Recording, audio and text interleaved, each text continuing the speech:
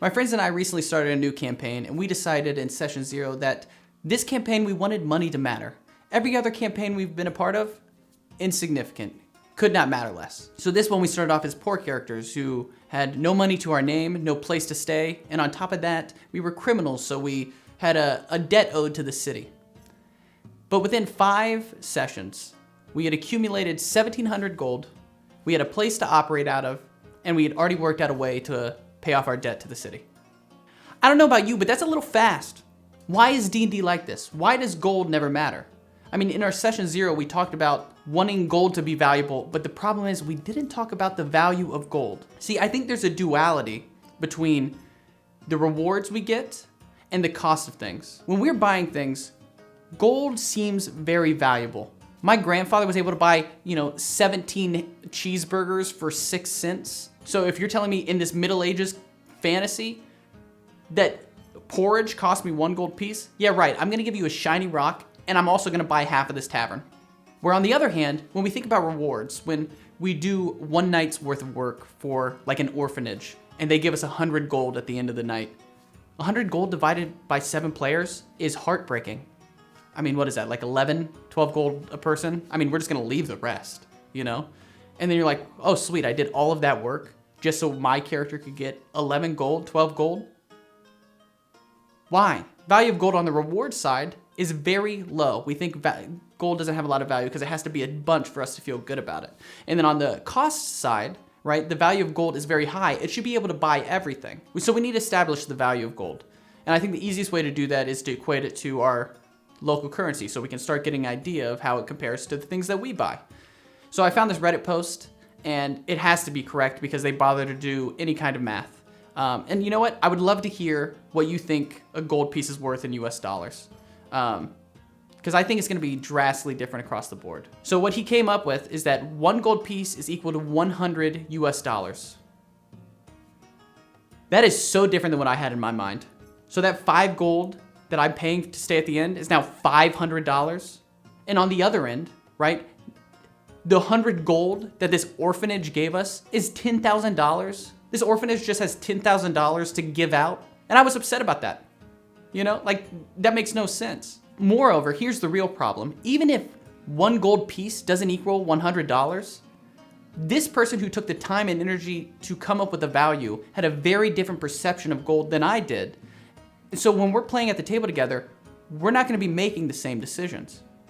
So how do you fix this? I mean, to me, this is a huge problem, and I think the easiest and most effective solution is to make it so 1 gold piece is equal to 1 US dollar, or whatever your local currency is, right? Because then you have a clear understanding of what everything costs. When someone says it's gonna be 15 gold to buy a book, that feels about right. When the orphanage offers up 300 gold pieces for a night's worth of work, it makes sense because they're not gonna have a lot of money. They're an orphanage. And so then the 300 gold pieces, it makes sense. It feels validated. I'm not upset as a player that I'm only getting a small portion because I know we're helping someone who doesn't have a lot of money. And then on top of that, it's still inflated. 300 divided by 7. Oh my God, we still have to do this. I need less. I need an even number of players.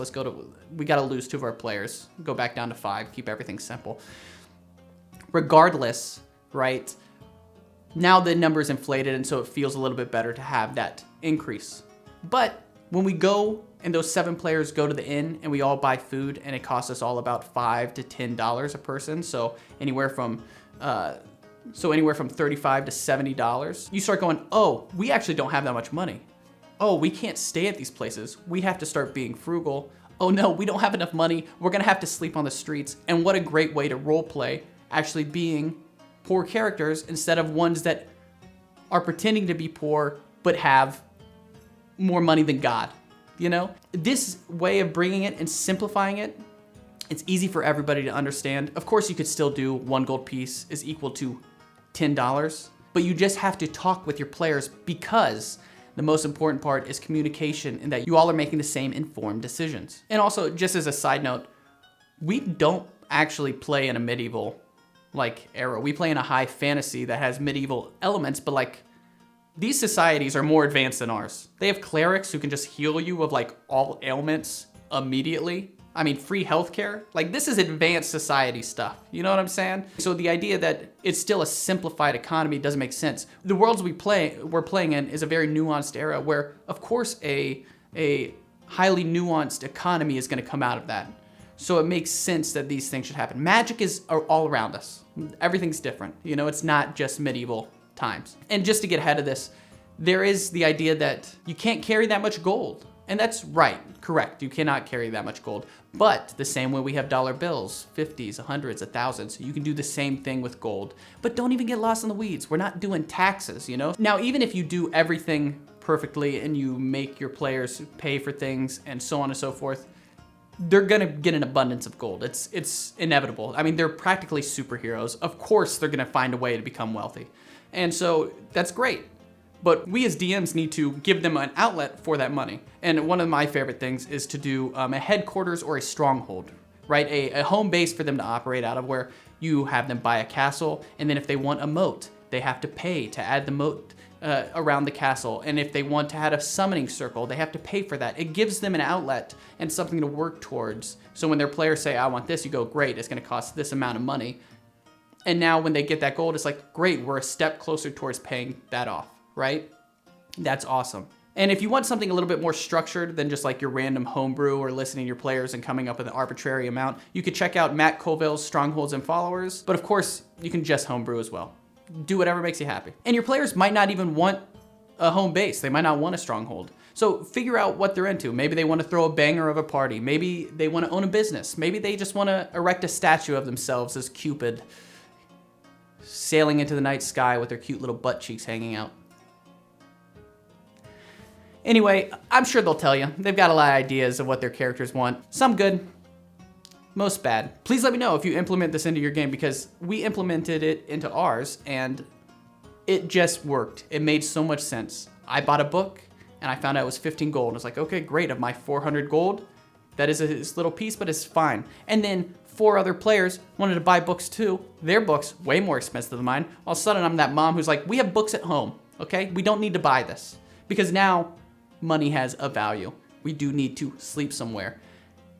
It just felt good to know what that number actually meant instead of it just being, who knows? Who knows what it means? Please let me know if you implement it to the game, and I would love to hear more feedback and see if this is working for you. Please leave a like if you liked the video, and you can check out this video if you're into it. You know, that's up to you. Oh, remember, this is your game, so you can do whatever you want, however you want, whenever you want, forever. It's all made up. So take what you like and leave the rest. And I appreciate you watching. All right, see ya.